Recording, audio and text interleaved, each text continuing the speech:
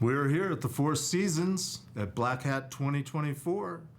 It is hot in Las Vegas because it's August and it's hot everywhere. I am here this session talking to Reika Shenoy. Did I get it right? You got it. She is CEO of a company called Backbox. Welcome. Thank you. Oh, and I'm Jeff Mann. I'm co-host of Paul Security Weekly and host of this session.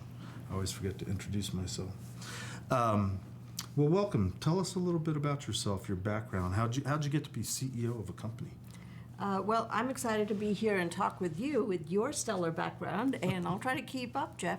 I've been in the cybersecurity business for about 20 years. Started out as an engineer, went into product marketing and product management and a whole bunch of different areas. Saw a lot of cybersecurity companies really grow and evolve and die and then come back. And so it's been an interesting 20 years to see sometimes the technology is what's old is new again. And more interestingly, to see how the landscape of attacks and so on have evolved in that time. For myself personally, I love taking new technologies to market and growing them, but not because it's cool technology, but because it solves real world problems. And when I have an opportunity to find those kinds of rare jewels, it's really an honor to be part of that growth and to succeed in that area. And a lot of what I've found over the years is that value, trying to figure out where our CISOs are struggling and trying to add value to what the challenges are of today isn't always obvious. It's not just technology. And to be able to be part of this ecosystem is exciting. Currently at Backbox, I am the CEO, and we're really solving new problems that, once again, keeping up with how the hacker landscape is evolving. Or the bad guy landscape, because hackers are neutral. That's true. That's true. You're right. Well, yeah, I've been in this business for 40 years, and I like to go to the trade show floors and just kind of squint and blur my eyes, and it's all the same. It's like looking at school pictures, classroom pictures of different people of different ages. It's like they're all identical, even though they could be 10, 20, 30 years apart from one end of the country to the rest. So Backbox, you think you're solving problems. What are the types of problems that you're seeing that Backbox is trying to tackle? So when you think about networks and whether they're corporate networks, industrial networks, all the things we're trying to do with cloud and hybrid and work from home and all of those networks. Wait, the cloud is a network? And when you think about all of those areas, we are continuing to evolve and scale and make more complex networks to support business needs. Right. And while we're doing that, we've got AI going both on the good side and the bad side, adding complexity. You've got these hybrid environments with all this complexity. Meanwhile, the challenge of maintaining, remediating, and keeping these network devices secure is still in the dark ages. How do you do it? Well, you put people on it. You do manual work at midnight in off hours, and you make changes one device at a time, and you do this and hope that it doesn't go boom. You don't want to cause outages. So the challenge that our network engineers have in keeping up with vulnerabilities and keeping up with security in general, whether it's your security policy, whether it's your compliance policy, and doing all of those things, that's still very much in the dark ages in terms of manual work. And why is it manual? Because you don't trust automation to not cause an outage. So in that world, here's Backbox, really an enterprise-grade cybersecurity solution, bringing in cyber resiliency to that side of the fence. Every network engineer will tell you they're overworked. And when are they doing this work? They're doing it in their off hours, in overtime, and things like that. How about we automate some of this in a way that gives them comfort, gives them confidence that it can be done, and gives them complete visibility to the work being done so that you're not doing this work manually. So we're in the business of automating the remediation of vulnerabilities, reducing that burden so that they can spend their time on more value-added activities, which is all that new network complexity that's coming their way. All right, so to clarify, you're focused on network devices. You're focused on the backbone, the architecture of enterprises, companies, Yep. and providers and Managed service you know, providers, you're, yeah. you're suggesting that the cloud there's a network behind the cloud. Even though it's serverless and it's all software, it's still running on boxes that are running on a network that are connected. I'm starting to understand the name of the company, Backbox, a little bit.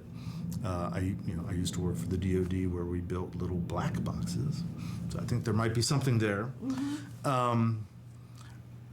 I've got so many stories, but this is your time. I used to work for a large telecom, and shortly after I went to work for them, I was pulled in to help do a security evaluation of a project that they'd been working on where they had inadvertently taken out the network of what they were building, a network that had to have 99.9999% uptime, and they took it down for like 18 hours.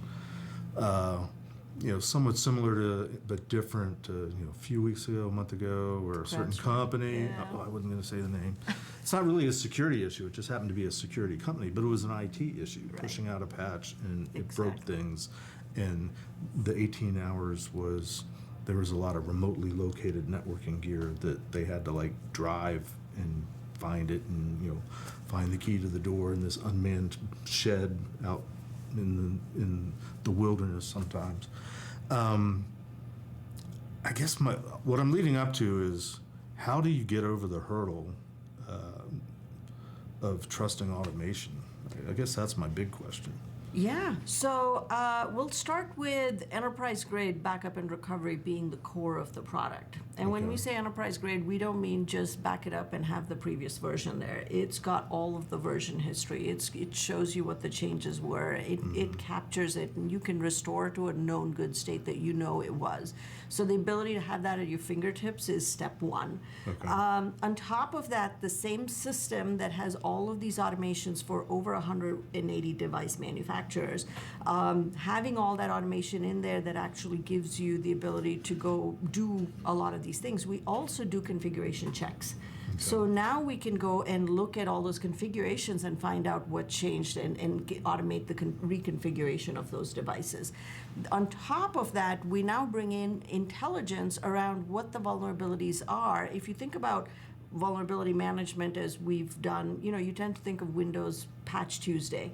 That may be a mountain of work, but think about the amount of work if you've got hundreds of different device types in your organization. The first thing you're going to do is spend all weekend trying to figure out 4 pieces of information: the device manufacturer, the device type, the device version, the firmware version. Then you correlate that against a vulnerability. No human should be spending their weekends reading all of that paperwork and correlating CVEs. Right. We do all of that for you. And when we identify it, we minimize the amount of work, and then we identify those that have active exploits against them in the wild. So we basically say these are the ones you need to go worry about. So now we've taken that mountain of work and reduced it to the small subset that applies to you. Finally, we allow you to run that in a test environment, and you come back, you've proven that this thing continues to run, it provides the availability that you need, and then you can deploy it to hundreds of devices. At that point in time, our traditional customer will integrate with their typical workflow systems, and we will run these automations, and we'll come back and we say 96 succeeded, 4 failed. So at that point, we've reduced the amount of work that a typical engineer would have done running these things manually, or the work up front trying to figure out which of these patches apply, and basically reducing it down to go take a look at these 4 devices that need to go get taken care of. The ability to not think of automation as something that just does things in the night, but something that you have your hands on and it's doing exactly as you expect. We have customers on the telecom side. You mentioned that. They're some of our favorite, largest customers. We've got customers on the enterprise side. We've got managed service providers who rely on this every single day. And that, and not just that, they are raving fans of ours. We love that part of it. And the reason is we've built an automation that they trust. Okay. It's interesting, and it sounds like you're building it one satisfied customer at a time, and there's probably some word of mouth going on there. We've got about And 500 talking enterprise on- customers. Yes. Talking on shows like this to Yes, spread the word. yes, Happy absolutely. to do so, especially if the stuff works and it makes sense.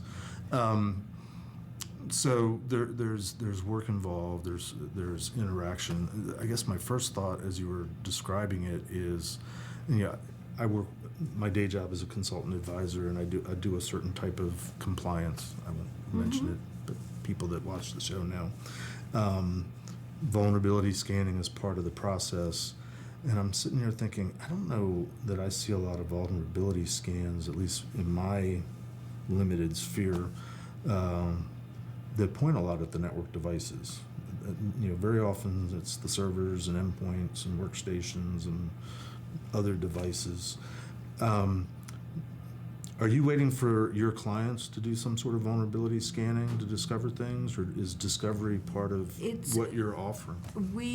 Well, both. So here's an important point that you mentioned, which is not only do not a lot of vendors provide the depth of vulnerability data on network devices, a lot of times the vulnerability isn't even a CVE.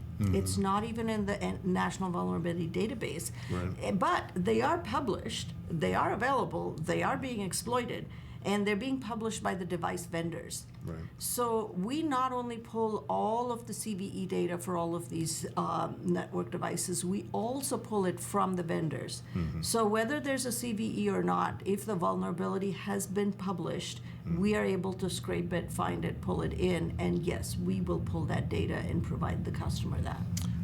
Very important point that you just made, and I wish more people would get this, but the vulnerability management industry has made everybody think that it all starts with a scan. But it really, and the compliance that I do says just what you said. You should have sources of vulnerability information that are the vendors, the suppliers, the mailing lists, the news groups. In the old days, it was the BBSs and that type of thing. Whatever it is, it is these days.